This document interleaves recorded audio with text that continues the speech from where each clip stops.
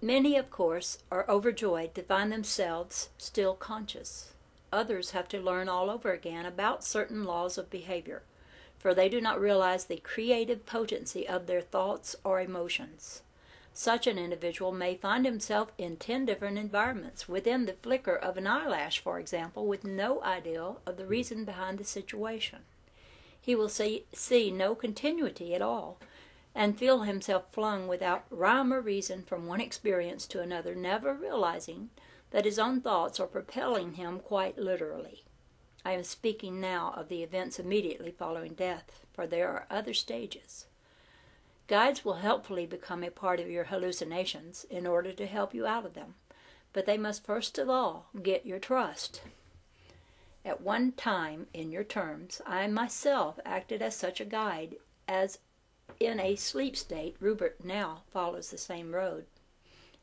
The situation is rather tricky from the guide's viewpoint, for psychologically utmost discretion must be used. One man's Moses, as I discovered, may not be another man's Moses. I have served as a rather credible Moses on several occasions, and once, though this is hard to believe, to an Arab. The Arab was a very interesting character, by the way, and to illustrate some of the difficulties involved, I will tell you about him. He hated the Jews, but somehow he was obsessed with the idea that Moses was more powerful than Allah, and for years this was a secret sin upon his conscience. He spent some time in Constantinople at the time of the Crusades.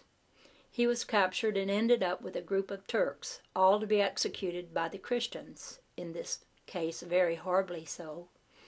They forced his mouth open and stuffed it with burning coals as a starter. He cried to Allah, and then in greater desperation to Moses, and as his consciousness left his body, Moses was there. He believed in Moses more than he did Allah, and I did not know until the last moment which form I was to assume. He was a very likable chap, and under the circumstances I did not mind when he seemed to expect a battle for his soul. Moses and Allah were to fight for him. He could not rid himself of the idea of force, though he had died by force. And nothing could persuade him to accept any kind of peace or contentment or any rest until some kind of battle was wrought. A friend and I, with some others, staged the ceremony, and from opposite clouds in the sky, Allah and I shouted out our claims upon his soul, while he, poor man, cowered on the ground between us. Now, while I tell this story humorously, you must understand that the man's belief brought it about, and so to set him free we worked it through. I called upon Jehovah, but to no avail, because our Arab did not know of Jehovah, only of Moses, and it was in Moses he put his faith. Allah drew a cosmic sword, and I set it afire so that he dropped it.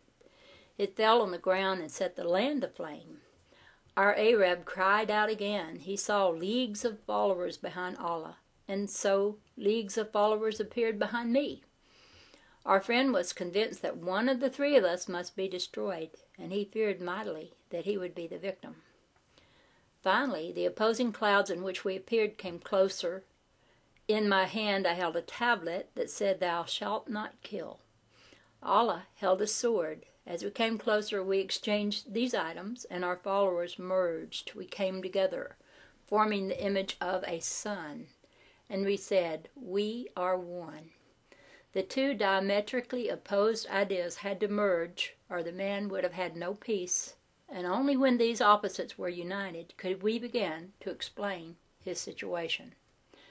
To be such a guide requires great discipline and training. Before the event just mentioned, for example, I had spent many lifetimes acting as a guide under the tutorship of another in my daily sleep states. It is possible, for example, to lose yourself momentarily in the hallucinations that are being formed, and in such cases another teacher must bail you out. Delicate probing of the psychological processes is necessary, and the variety of hallucinations in which you may become involved is endless. You may, for example, take the form of an individual's dearly beloved dead pet. All of these hallucinatory activities take place usually some short time immediately following death. Some individuals are fully aware of their circumstances, however, because of previous training and development, and they are ready after a rest if they desire to progress to other stages. They may, for example, become aware of their own reincarnational selves, recognizing quite readily personalities they knew in other lives, if those personalities are not otherwise engaged. They may deliberately now hallucinate, or they may relive certain portions of past lives if they choose.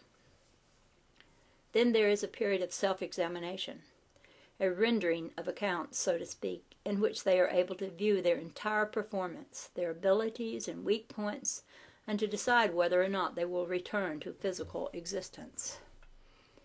Any given individual may experience any of these stages, you see, except for the self-examination. Many may be sidestepped entirely. Since the emotions are so important, it is of great benefit if friends are waiting for you. In many instances, however, these friends have progressed to other stages of activity, and often a guide will take the guise of a friend for a while so that you will feel more confident. Of course, it is only because most people believe that you cannot leave your body that you do not consciously have out-of-body experiences with any frequency, generally speaking, in your lifetimes. Such experiences would acquaint you far better than words with some understanding of the conditions that will be encountered. Remember that in one way your physical existence is the result of mass hallucination. Vast gulfs exist between one man's reality and another. After death, experience has as much organization, highly intricate and involved, as you now know. You have your private hallucinations now, only you do not realize what they are. Such hallucinations as I have been speaking of, intense symbolic encounters, can also occur in your sleep states, when the personality is at a time of great change, or when opposing ideas must be unified, or if one must give way to another. These are highly charged, significant psychological and psychic events, whether they happen before or after death. Occurring in the dream state, they can change the course of a civilization. After death, an individual may visualize his life as an animal with which he must come to terms, and such a battle or encounter has far-reaching consequences, for the man must come to terms with all portions of himself. In this case, whether the hallucination ends with him riding the animal, making friends with it, domesticating it, killing it, or being killed by it, each alternative is carefully weighed, and the results will have much to do with his future development. The life symbolization may be adopted by those who gave little thought to self-examination during their lifetime. It is a part of the self-examination process, therefore, in which an individual forms his life into an image and then deals with it. Such a method is not used by all. Sometimes a series of such episodes are necessary. One of Rupert's students wondered whether or not there was any kind of organization in the immediate after-death experience. Since this is a question that will come into many minds, I will deal with it here. First of all, it should be obvious from what I have said so far that there is no one after-death reality, but that each experience is different. Generally speaking, however, there are dimensions into which these individual experiences will fall. For example, there is an initial stage for those who are still focused strongly in physical reality, and for those who need a period of recuperation and rest. On this level, there will be hospitals and rest homes. The patients do not yet realize that there is nothing wrong with them at all. In some cases, the idea of illness is so strong that they have built their earthly years about this psychological center. They project ill conditions upon the new body as they did upon the old one. They are given various kinds of treatment of a psychic nature and told that the condition of that body is being brought about by the nature of their own beliefs. Now, many individuals do not need to pass through this particular period. It goes without saying that the hospitals and training centers are not physical in your terms. They are often, in fact, maintained in mass by the guides who carry out the necessary plans.